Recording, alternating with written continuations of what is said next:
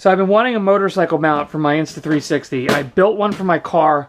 I made it out of carbon fiber tube. It's about 3 feet long with C-suckers and ram clamps and everything. And I think I spent almost, it's like 250 to 300 bucks. It was nearly as much as just buying the Ghost mount outright without the hassle of making it. So I learned my lesson there. But I wanted to make one for the motorcycle. I've seen people using the telescopic ones that Insta360 makes. I've also seen them break plenty of times. So I had this clamp, super clamp laying around from when I used to do videography professionally. And I figured I could make something with it. So what I ended up doing was, this is the insert that goes in to the super clamp. Doesn't want to go in there now. There we go. And then you tighten this down to make it nice and sturdy in there. So this actually worked really well. It's what I used in the video that I'm posting with this tutorial. And all I ended up doing was taking a piece of 1/4 inch by 20 threaded rod, and then I kind of stuck it through PEX. I don't know. The rod's pretty. It flexes a lot.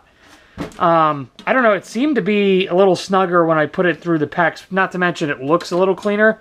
And all I ended up doing was cutting the PEX, sliding the threaded rod through, and then I put one of these couplers on, and I used red Loctite on the tripod side screw. There's a male on the end of this one, the permanent Loctite, to get it on there. And then I just put a nut and a washer at the top, and a wing nut on backwards. And this is what I use to tighten against the camera, just so I can get it on the right angle that I want it. I'm going to make a second one real quick because I can actually use these to extend it if I wanted a longer one. So I'm just going to show you how I made it.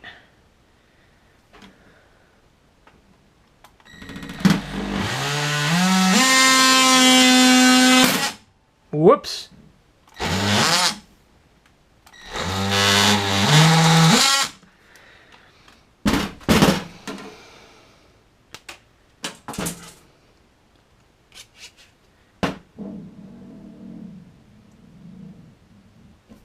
There we go.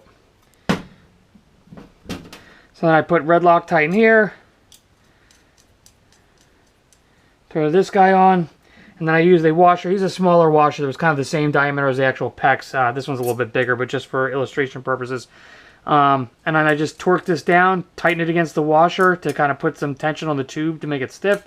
And then used a wing nut on the top to tighten against the camera. And that was essentially it. I found some carbon fiber rod I had laying around. I'm actually going to see if I can slip this entire fixture through the carbon fiber rod and maybe make a carbon fiber one.